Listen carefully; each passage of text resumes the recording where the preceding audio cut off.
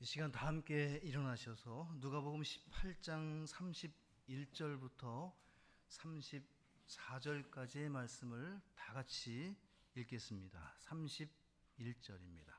그 뒤에 그분께서 12 제자를 데려다가 그들에게 이르시되 보라, 우리가 예루살렘으로 올라가노니 주께서 대언자들을 통해 사람의 아들에 대하여 기록하신 모든 것이 이루어지리라. 그가 이방인들에게 넘겨져 조롱을 당하며 모욕을 당하고 침뱉음을 당할 것이며 그들이 그를 채찍질하고 죽일 것이요 셋째 날 그가 다시 일어나리라 하셨으나 그들은 이것들 중 어떤 것도 깨닫지 못하였더라. 이 말씀이 그들에게 숨겨졌으므로 그들은 그분께서 말씀하신 것들을 알지 못하였더라. 아멘. 하나님 아버지, 은혜와 사랑에 감사를 드립니다. 이 시간 주의 영이 충만히 역사해 주셔서 이 말씀을 참 깨닫고 제자들과 같이 믿음 없는 자들이 아니라 마리아와 같이 주님의 말씀을 기록된 그대로 믿고 주님의 장사 지냄을 예비했던 믿음의 성도들이 다 되게 해 주시옵소서. 마지막 때에 주의 복음이 혼미해지고 진리의 말씀을, 생명의 말씀을 점점 사라져가는 이 시대에 우리가 이 구원의 복음, 진리의 말씀 위에 굳건히 서서 잃어버린 혼들을 구령하고 양육하고 선교하는 그러한 모두가 될 수 있도록 인도해 주시옵소서. 시종을 의뢰합니다. 함께해 주시고 주님 홀로 영광 받아 주시옵소서. 예수님의 이름으로 기도합니다. 아멘. 오늘 말씀은 예수님께서 자주 말씀하셨던 복음입니다. 특별히 예수님 공생의 기간 동안에 세 번의 유월절을 맞이하시는데 누가복음 18장의 이 본문은 마지막 유월절, 즉 이 유월절을 행하시고 이제 십자가에 못 박혀 죽으시는 거죠. 그래서 이 말씀을 통해 구원의 복음을 다시 한번 기억하고 우리 주님이 우리를 위해 무슨 일을 행하셨는지 우리의 믿음이 더욱 확신 가운데 거하는 그런 시간이 되기를 바랍니다.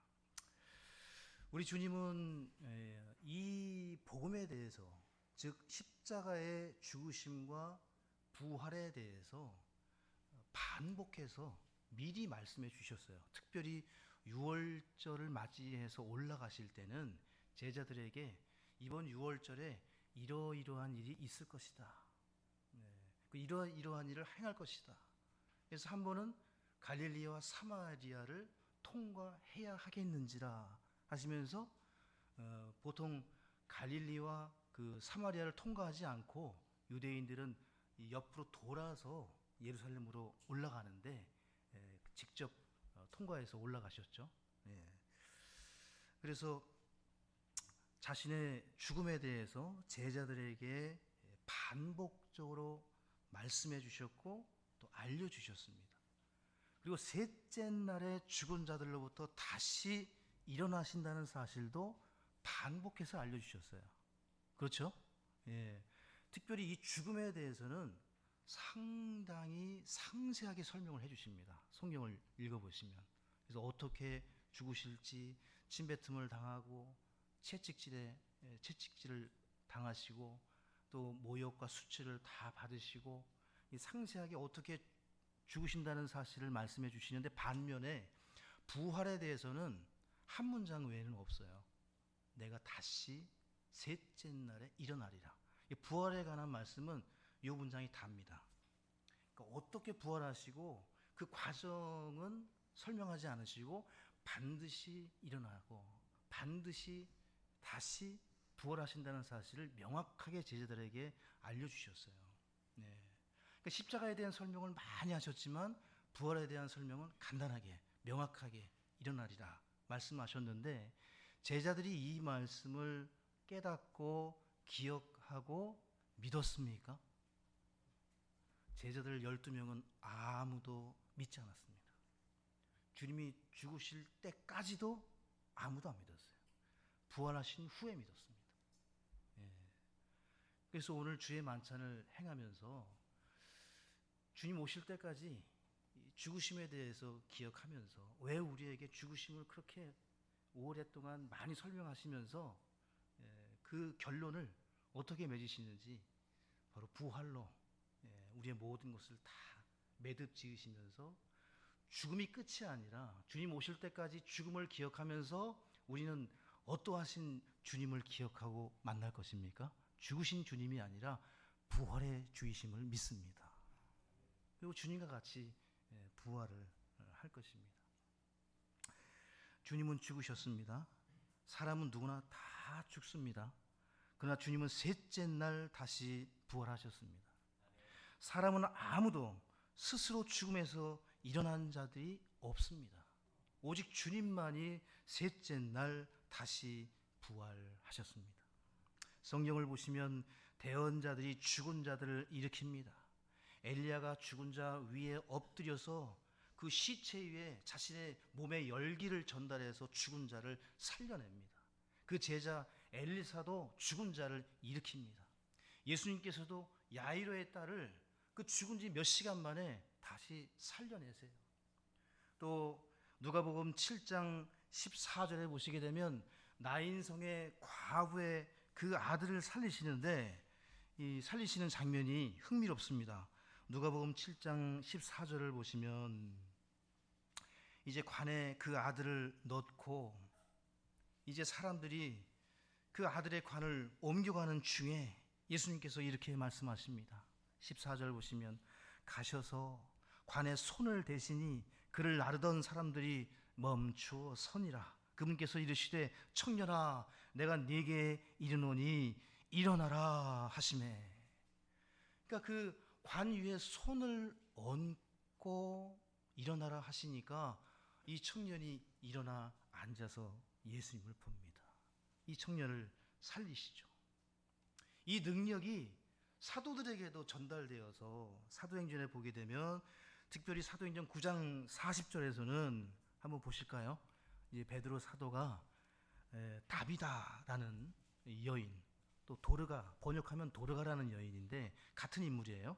다비다, 도르가라는 헌신된 이 자매가 죽음을 맞이했습니다. 그래서 이 소식을 듣고 어떻게 하고 있습니까? 9장 40절에 같이 읽습니다. 베드로가 그들을 다 내보내고 무릎을 꿇고 기도하고는 돌아서서 그 몸을 향해 이르되 다비다야 일어나라 하며 그녀가 눈을 떠 베드로를 보고 일어나 앉으니라. 일어나 앉았어요. 베드로를 보고 그 몸을 향해 일어나라, 예수님께서 하셨던 것처럼 일어나라 하며 그 죽은 자가 다시 일어나는 역사가 있었습니다. 사도 바울은 설교를 듣다가 3층에서 떨어진 청년을, 즉사한 청년을 그 자리에서 살려냈습니다.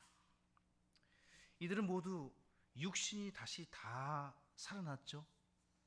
그런데 여러분과 제가 기다리는 부활과는 다른 부활이에요.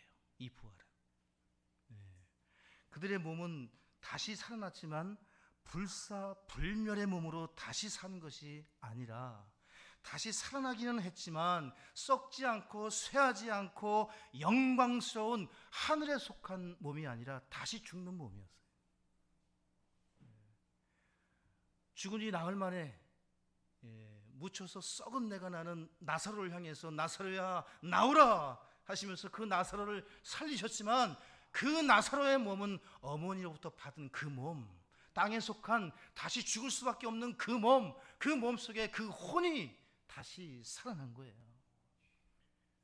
십자가의 죽으심과 주님이 다시 부활하심으로 그 십자가의 죽음과 부활을 믿는 자만이 주님과 같은 영원한 영광스러운 하늘에 속한 썩지 않는 몸으로 부활할 것을 믿습니다.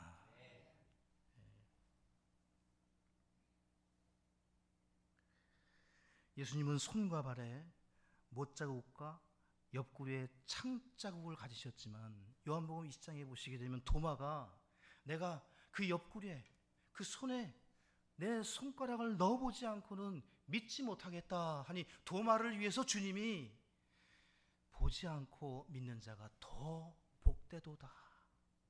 도마로 하여금 보고 믿는 어리석은 제자가 아니라, 어리석은 성도가 아니라 보지 않고 믿는 제자가 되라고 직접 그 손을 넣어보라고, 옆구리에 넣어보라고 직접 해보고 믿는 그 도마가 되었죠.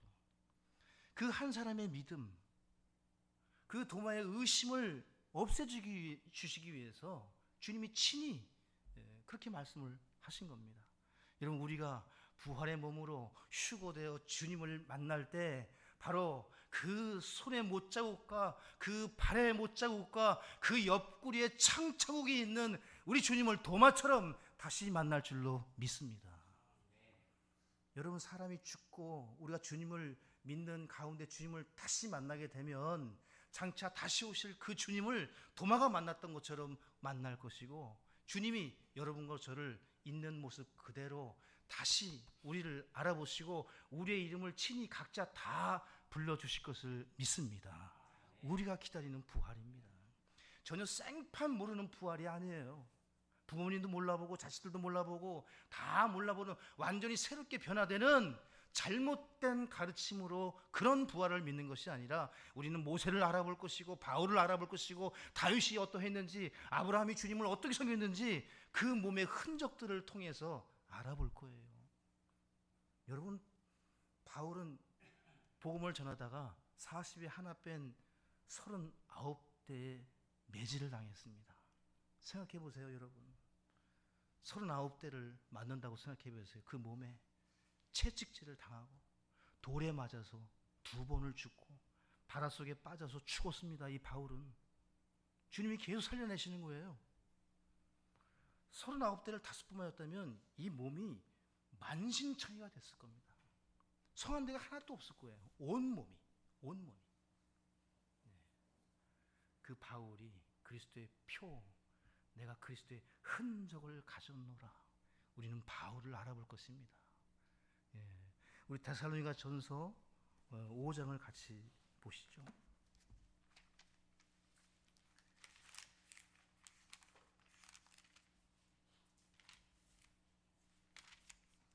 데살로니가 전서 5장 23절 같이 읽습니다.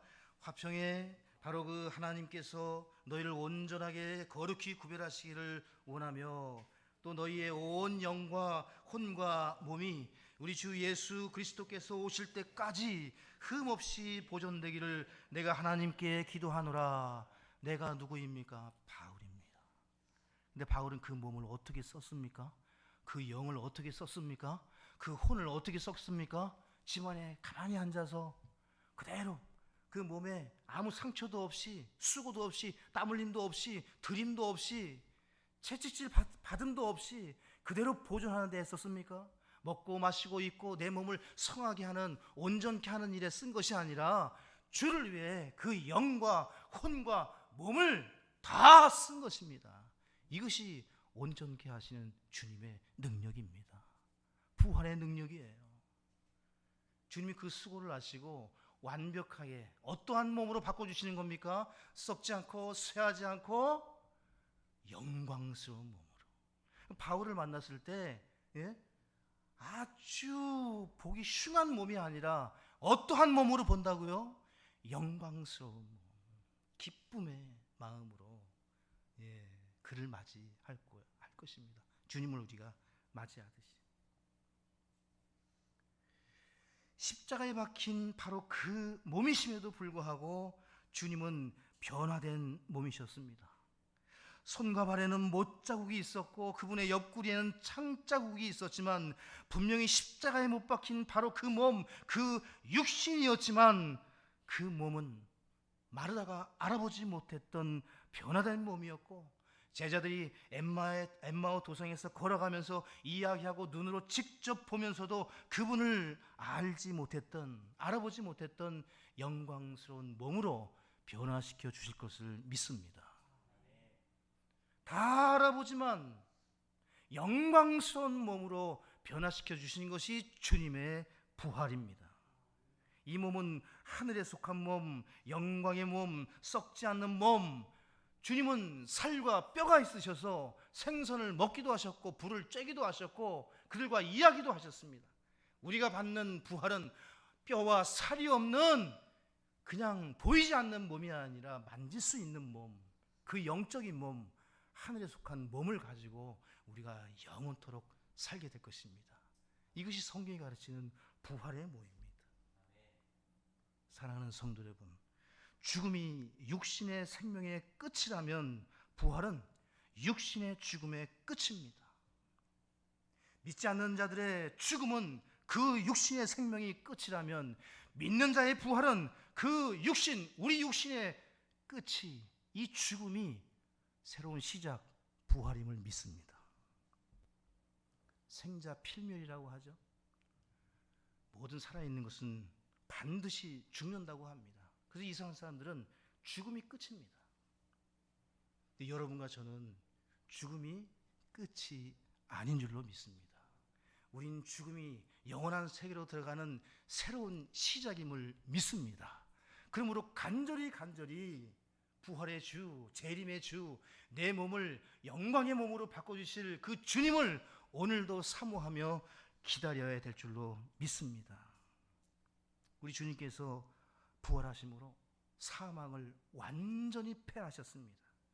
아담 한 사람의 불순종을 통해 이 세상에 들어온 죄와 사망이 한 사람 예수 그리스도의 순종을 통해서 이 세상에 의와 생명이 들어오신 사건, 사망을 완전히 패한 사건, 그것이 부활입니다. 내가 셋째 날 다시 일어나리라. 더 이상 설명이 필요 없으신 거예요. 완전히 다 끝맺음을 하시고 완전히 성취하시고 완전한 온전함을 우리에게 부활로 주시는 줄로 믿습니다. 우리 부활의 주님을 찬양합니다. 여러분, 죽은 자들은 다 일으켜 세우셨는데 우리 예수님은 누가 일으키셨습니까? 여러분과 제가 따르는 우리 주 예수 그리스도는 누가 일으키셨습니까? 나사로도 주님이 일으키셨고 도르가도 베드로가 일으켰고 나인성 과부의 아들도 예수님이 일으키셔 세우셨는데 예수님은 누가 일으켜 세우셨습니까? 오늘 함께 오실 말씀을 통해서 우리 예수님께서는 친히 성경대로 기록된 대로 죽으시고 기록된 대로 친히 일어나신 줄로 믿습니다. 성경에 다 기록이 되어 있는 거예요. 주님이 성경대로 하신 겁니다. 그래서 도마에게 기록된 성경을 믿지 못하는 그 도마를 책망하신 거예요. 안타까워하신 거예요. 성경에 기록된 그 말씀을 믿는 것이 가장 큰 믿음이고 주님이 가장 기뻐하시는 믿음임을 오늘 다 확인하실 수 있기를 바랍니다. 먼저 마태복음 27장으로 가셔서 62절부터 66절까지의 말씀을 보실 텐데요. 이 말씀에 의하면 참혹하게 죽으신 우리 예수님을 당대 바리새인이요 부자였던 요셉이 그 몸을 자신의 그 무덤에 모시는 것을 볼 수가 있는데요. 62절에 보시면 한편 그 이튿날 곧 예비일 다음 날에 수제사장들과 바리새인들이 함께 빌라도에게 가서 같이 읽습니다. 이르되 각하 저 속이는 자가 아직 살아있을 때에 말하기를 내가 사흘 뒤에 다시 일어나리라 하는 것을 우리가 기억하노니. 저기 밑줄을 사흘 뒤에 다시 일어나리라. 근데 이것을 이들은 기억했어요. 기억에 동그라미를 쳐놓으시고. 자, 바리새인들과 수제사장들은 제자들도 기억하지 못하는 우리 주님의 말씀을 어떻게 하고 있습니까? 기억하고 있어요. 놀라운 일입니다. 제자들은 깨닫지도 기억도 믿지도 않았어요. 근데 이 바리새인들과 제사장들은 예수님의 말씀을 기억하고 있었다는 겁니다. 그래서 빌라도에게 찾아가서 예수라는 자가 셋째 날 다시 일어난다고 했으니 병사들을 보내서 그 무덤을 지키게 하소서. 그 말이 진짜인가 가짜인가 확인하자 이런 뜻이 아니라 셋째 날 일어난다고 했으니 셋째 날까지 기다려보자는 거예요. 이들은 믿는 게 아니에요. 셋째 날 일어난다는 믿음을 가지고 병사들을 보낸 게 아닙니다. 그냥 기억하고, 넷째 날, 일주일째, 열흘째 일어나면 다 헛수고잖아요. 다 거짓말이 되는 거잖아요. 그러니까 셋째 날만 보자는 거예요. 셋째 날만. 근데 왜 병사들을 보냈습니까? 제자들이 예수님의 몸을 훔쳐가지 않나. 그 몸을 훔쳐서 셋째 날 이분이 다시 일어나셨다 하고 거짓말을 할 수 있으니까 제자들이 훔쳐가지 않도록 하기 위해서 병사들을 보낸 거예요. 여러분, 제자들은 기억도 못했고요, 바리새인들은 기억을 했습니다. 누가 더 낫습니까? 제가 볼 때는 이 사람들이 수가 높습니다. 기억을 하고 방비를 딱 하는 거잖아요. 근데 여러분, 차이점이 없어요. 둘 다 믿음이 없습니다. 두 부류가 다 믿질 않았어요. 제자들도 믿질 않았어요. 무엇을? 부활을. 그분이 죽으시고 일어나신다고 했는데 아무도 믿질 않는 거예요. 이들도 여전히 마찬가지입니다. 믿지 않고 기억만 하고 있는 겁니다. 그래서 빌라도에게 가서 부탁을 하고 있는 것입니다.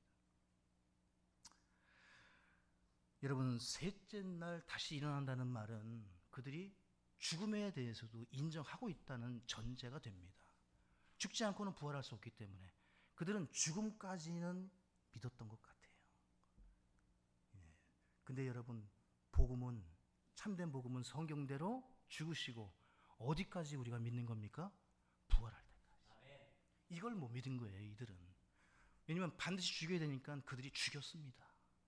죽는 것까지는 그들이 알고 있었고 믿었는데 구원이 이루어지지 않은 그 결정적인 이유가 부활을 안 믿은 거예요. 부활은 믿을 생각도 없고 기억만 하고 있었던 겁니다. 64절을 보실까요? 그러므로 명령하사 사람들이 그 돌무덤을 셋째 날까지 굳게 지키게 하소서.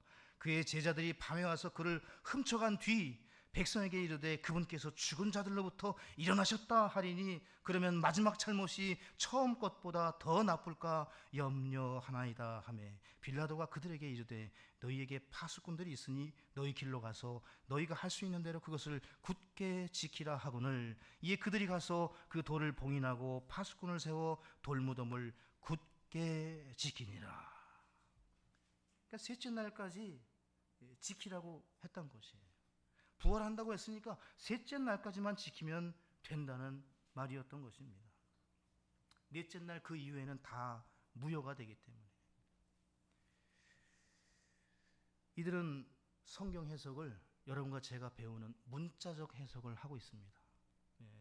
정말 성경을 제대로 보고 있고 이 지적으로 완벽할 정도로 하나님 말씀을 기록된 그대로 분석하고 파악하고 지금 그대로 행하려고 하는데 믿음이 없이 행하는 겁니다. 믿음이 없이 행하는 거예요. 여러분, 하나님의 말씀을 알고 읽고 아무리 많이 연구하고 비교하고 분석해도 하나님의 말씀을 믿지 않는다면 그 어떤 말씀도 깨달을 수 없습니다. 하나님은 그렇게 구원하시는 분이 아니에요. 그 말씀을 어린아이든 나이가 많든 많이 배웠든 못 배웠든 다 소용없습니다. 그 말씀을 믿을 때, 기록된 그대로 믿을 때 하나님의 능력과 역사가, 구원이 일어날 줄로 믿습니다.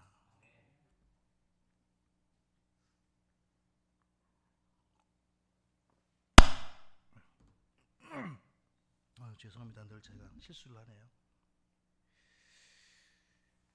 이 주님께서 기록된 대로 죽으시고 부활하신 사건은 성경에 미리 다 기록이 돼 있습니다.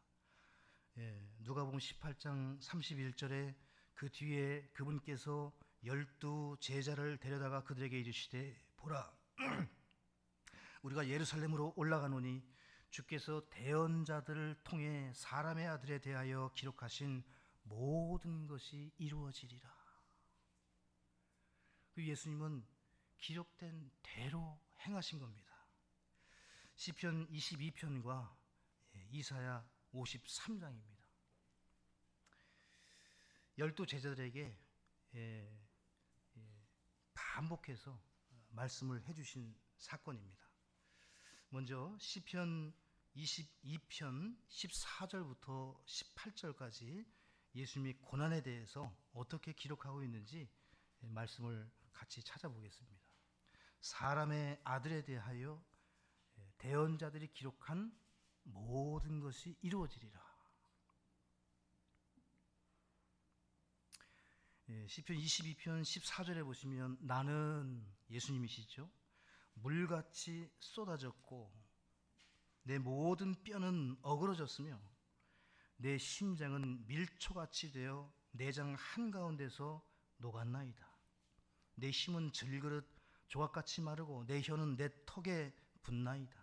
주께서 또 나를 사망의 티끌 속에 두셨나니 개들이 나를 에워싸며 사악한 자들의 무리가 나를 둘러싸고 내 손과 발을 찔렀나이다. 내가 내 모든 뼈를 셀 수 있나이다. 그들이 나를 쳐다보고 노려보며 자기들끼리 내 옷들을 나누고 내 겉옷을 놓고 제비를 뽑나이다. 그 기록된 모든 것이 이루어진다고 할 때 첫 번째가 이 말씀이에요.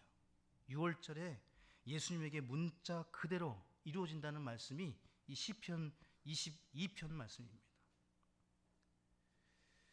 그 14절의 말씀은 문자 그대로 이루어졌죠. 나는 물같이 쏟아졌고 내 모든 뼈가 어그러졌으며, 이 주님의 뼈는 어그러졌습니다. 부러지진 않았어요.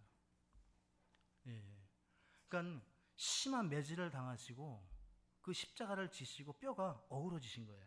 여러분, 우리가 알듯이 뼈에는 상함이 없이 한 것이 아니라 뼈까지도 어그러지시고 참혹한 죽음을 당하신 겁니다. 여러분, 손과 발에 못이 박는데 여러분, 그 못이 나무에 들어가려면 뼈를 피해서 들어가야 돼요.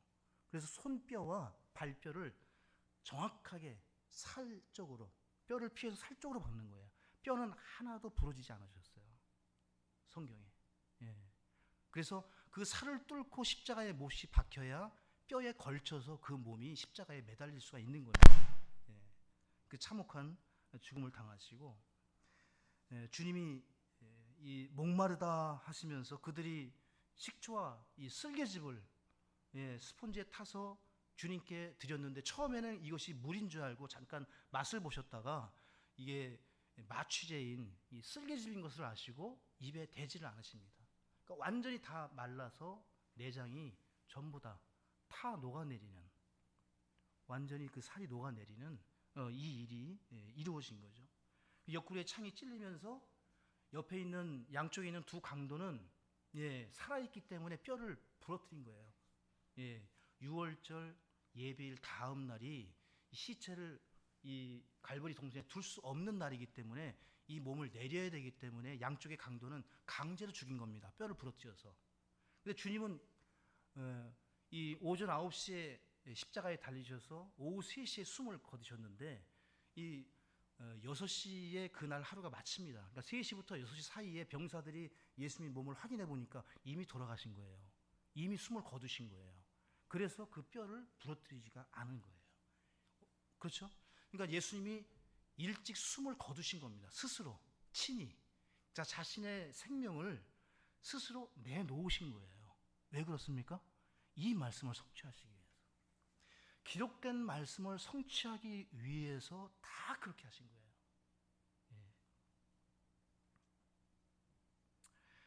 그리고 그들의 옷을, 이 마지막 절 보시게 되면 제비를 뽑아서 나누었죠.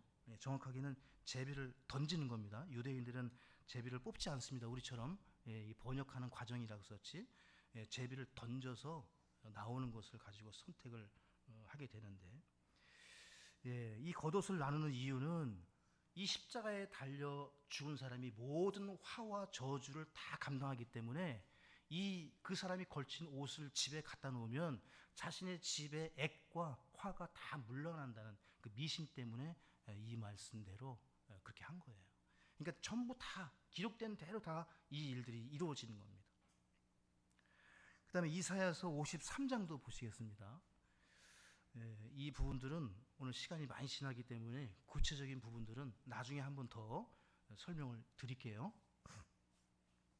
이사야서 53장은 우리 예수님의 외적인 초상화라고 불리는 것입니다. 예수님의 죽으심에 대해서 외적으로 어떤 고난을 당하셨는지 이보다 더 자세히 설명하는 책이 없죠. 53장 7절부터 보시면 그는 학대를 당하고 고난을 당하였어도 자기 입을 열지 아니하였으며 도살장으로 향하는 어린 양같이 끌려가며 털 깎는 자 앞에서 잠잠한 양같이 자기 입을 열지 아니하는도다. 그는 감옥에도 가지 못하고 공정한 재판도 받지 못하였으니 누가 그의 세대를 밝히 드러내리오. 그는 산자들의 땅에서 끊어졌으며 내 백성의 범법으로 인하여 매를 맞았도다. 또 그는 사악한 자들과 더불어 자기 무덤을 만들었으며 죽어서는 부자와 함께 하였으니 이는 그가 폭력을 행사하지 아니하였고 그의 입에 속임수가 없었기 때문이라. 이 말씀이 전부 다 예수님께 다 이루어지셨죠. 우리 주님은 죽은 뒤에 무덤에 묻히셨지만 무덤 앞에는 사한자들이 지키고 있었죠. 빌라도가 봉인을 하고 밤에는 예수님을 체포했던 병사들이 그분의 무덤을 지키고 있었습니다. 근데 여기 이사야서 53장에 기록된 이 말씀이 죽으신 뒤에도 그대로 다 이루어집니다. 이 9절에서 죽어서는 부자와 함께 하였으니 이 말씀도 아리마대 지역의 부자였던 요셉을 통해서 이 말씀이 성취가 됩니다. 그 예언이 성취가 되는 거죠. 이 아리마대에서 온 요셉이 이 부자가 빌라도에게 간청을 해서 예수님의 몸을 가져갈 것을 구하고 이 빌라도는 허락을 해줍니다. 그래서 우리 주님은 살아서는 가난한 자와 함께 하셨고 죽어서는 부자와 함께 하셨습니다. 그 말씀을 미리 예언되어 있기 때문에 그대로 이루신 거예요. 그래서 아니 살아계실 때 부유하게 사시지. 근데 이 말씀도 다 이사야서 53장, 56장에 다 기록되어 있어요. 초림 때 오실 그 예수님의 모습이. 놀랍지 않습니까? 예수님이 자신의 뜻대로 하신 게 단 하나도 없어요. 철저히 성경을 공부하셨고 철저히 연구하셨고 아버지의 뜻에 따라서 그 말씀대로 자신을 복종시키고 십자가에 죽기까지 자신을 처복종시켜서 이 말씀이 이루어지는데 자신의 온 영과 혼과 몸을 여기에 다 쏟으신 겁니다. 여러분과 제가 해야 될 일입니다. 주님이 하라고 하신 일들을 내 마음에, 내 생각에, 내 뜻에 반하여 나는 원치 않고 나는 그렇게 살기 원치 않지만 주님의 말씀을 들으시고 예배 가운데 참여하시고 그 말씀을 읽고 연구하신다면 그 말씀이 바로 나의 말씀이 되어서 그 말씀에 내 마음을 굴복시키고 내 생각을 굴복시키고 내 뜻을 무너뜨려서 그 말씀에 맞추어가는 우리 광교 믿음의 성도들이 다 되시기를 바랍니다. 저는 그런 교회를 하고 싶습니다. 그런 성도님과 함께 그런 목자, 그런 목사, 그런 성도로 이 교회를 하나님이 어떻게 그 은혜와 축복을 부어주실 것인가 저도 기대하면서 여러분께서도 이 말씀대로 행하는 목회자를 원하듯이 그렇게 서로 말씀으로 순종하고 서로 섬기고 위로하고 격려하고 사랑하는 그리고 전도하는 우리 모두가 되기를 소망합니다. 이외에도 드릴 말씀이 많습니다. 오늘 설교 원고가 24페이지인데 지금 반도 못 왔습니다. 조금만 더 마치겠습니다. 왜냐하면 제가 이 말씀을 준비하다가 제가 너무 놀래가지고요. 너무 많은 거예요. 이 말씀이. 그 파고 들다가 제가 멈췄습니다. 나누어서 해야 되겠다. 주님의 죽으심과 그 부활을 믿을 때 주님께서 약속하신 성령의 능력과 그 은혜와 긍휼이 우리 모두에게 임할 줄로 믿습니다. 누가복음 18장 32절 오늘 본문 말씀에 그가 이방인들에게 넘겨져서 조롱을 당하고 모욕을 당하며 침뱉음을 당하리라. 이 일이 언제 일어난다는 것입니까? 6월절에 사람의 아들에 관해서 6월절 전날 밤에 체포되셔서 이방인들에게 넘겨졌고 헤롯과 빌라도에게 넘겨지셨죠. 빌라도가 이분이 갈릴리 출신이라는 것을 알고 마침 예루살렘에 온 헤롯에게 예수님을 신문하다가 보냅니다. 헤롯이 예수님을 만나서 기뻐하죠. 죽었던 침례 요한이 살아온 줄 알고 무언가 기적을 보여줄 것을 기다리고 있었는데 예수님이 헤롯에게 완전히 한 말씀도 안 하십니다. 그 여우 같은 그 마귀에게 응대 안 하시고 그에게 뭐 보여주지도 않으세요. 아무것도 안 하니까 이 헤롯이 열이 받아가지고 옷을 다 벗기고 자주색 옷을 입히고 채찍질하면서 빌라도에게 다시 보낸 겁니다. 그러니까 빌라도가 헤롯에게, 헤롯이 빌라도에게 서로 왔다 갔다 자기가 책임지지 않기 위해서 결국 누가 죽인 겁니까? 유대인들이 죽인 거예요. 유대인들이. 빌라도는 죽이려고 하지 않았습니다. 끝까지 자기 아내도 그렇게 했고, 결국 누가 죽인 겁니까? 이 유대인들이 죽인 거예요.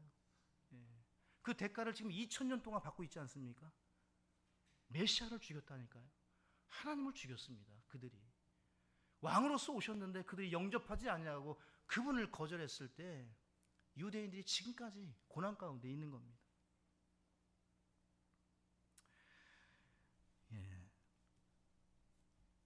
우리 사도행전 우리 4장 27절과 28절을 좀 찾아보시겠습니다.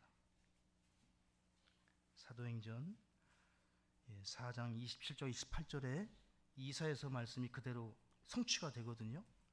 보시면 진실로 헤롯과 본디오 빌라도가 이방인들과 이스라엘 백성과 더불어 함께 모여 주께서 기름 부으신 주의 거룩한 아이 예수님을 대적하며 무엇인지 주의 손과 주의 계획이 미리 작정하사 이루고자 하신 것을 다 행하려 하였나이다. 그러니까 이들도 어떻게 하고 있습니까? 기록된 대로 하고 있는 거예요. 참 비참한 삶이죠.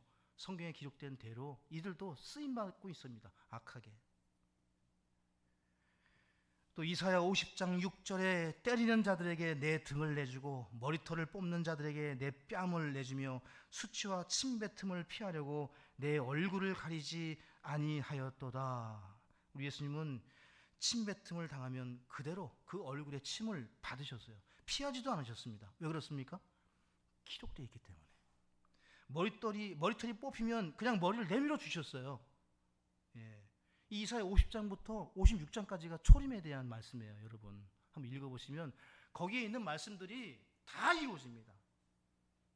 그대로 받으시는 거예요. 예수님이 피하지도 않으시고 채찍에 맞으면 그냥 등을 내주시고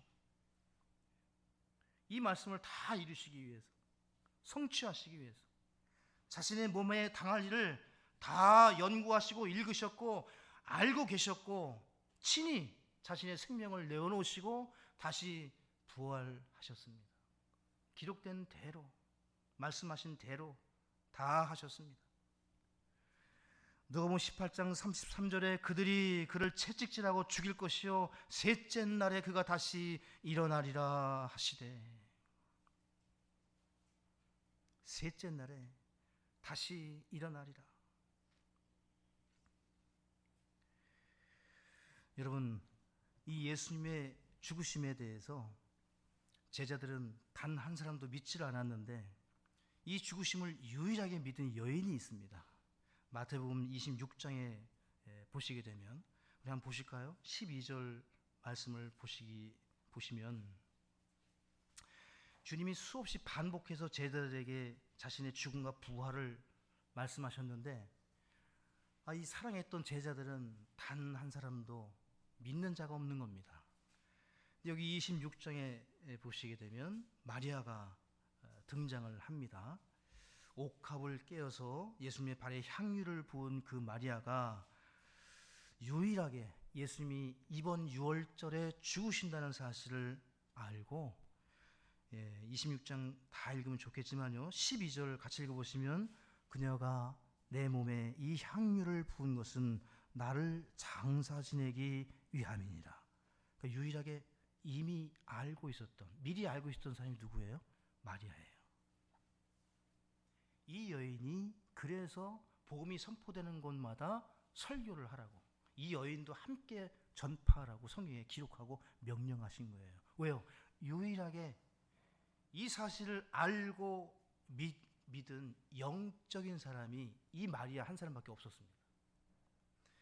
전부 다 예수님의 죽음과 부활을 흘려 듣거나 자신의 목적을 위해서 이용하려고 했지, 마리아만이 아하, 예수님이 날 위해서 죽으시는구나, 이번 6월절에 죽으시겠구나 하고서 자신의 가장 좋은 것을 그 앞에 깨뜨려서 주님의 죽으심을 위해서 쓰는 겁니다.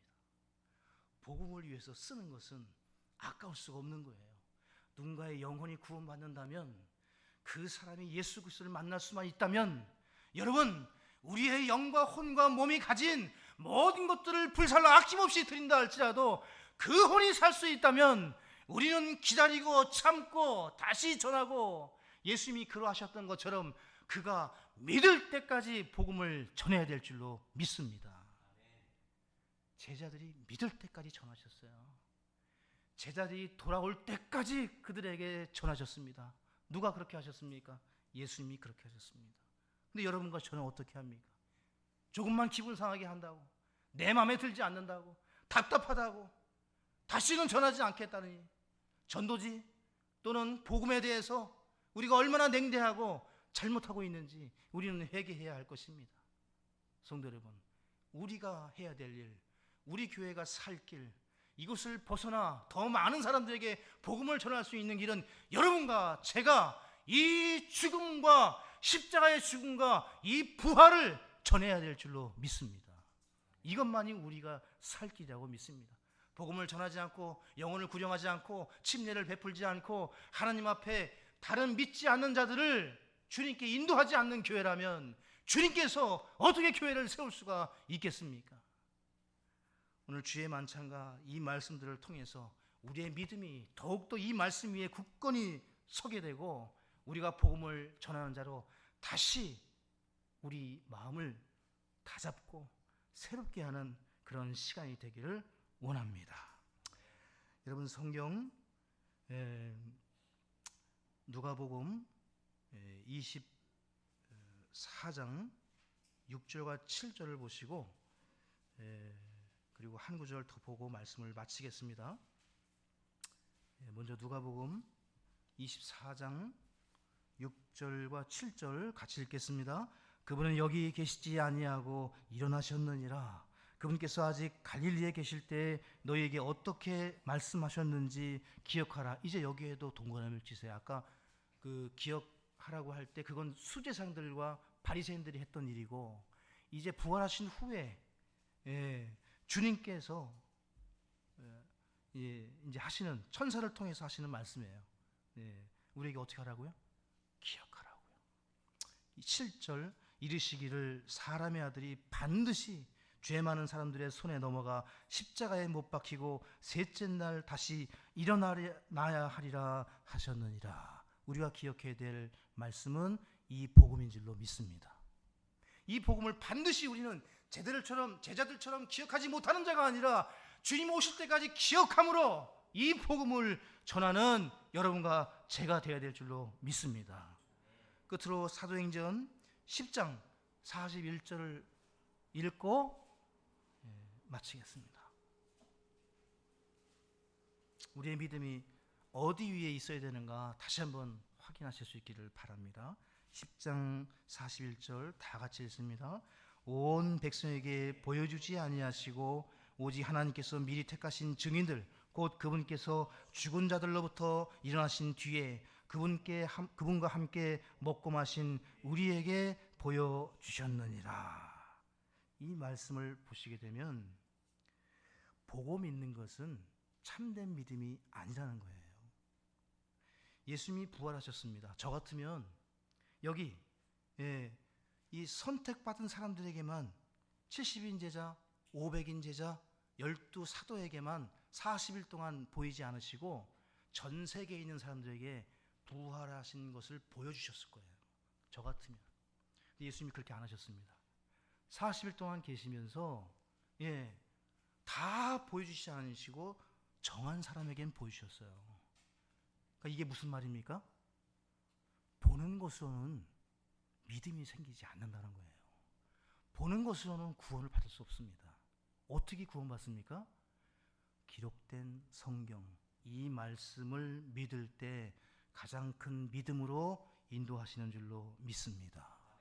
고린도전서 15장 3절과 4절에 나 역시 받은 것을 무엇보다 먼저 너희에게 전하였노니 그것은 곧 성경 기록대로 그리스도께서 우리 죄들로 인해 죽으시고 묻히셨다가 성경 기록대로 셋째 날 다시 살아나시고, 바울은 어떻게 구령했습니까? 이 말씀을 가지고 영혼들을 구령했습니다. 이 일에 모두가 다 같이 참여하고 주님 오실 때까지 이 복음을 전하는 여러분과 제가 되기를 소망합니다. 기도하겠습니다.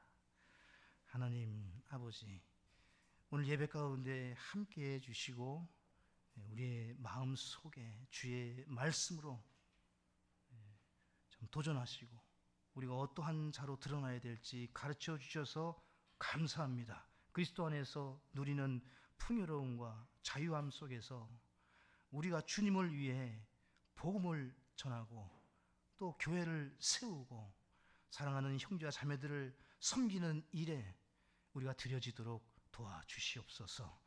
마귀사단 우리 교회에 틈타지 않게 해주시고 온 성도가 이 복음의 말씀, 은혜의 말씀에 집중하고 이 말씀을 기억하는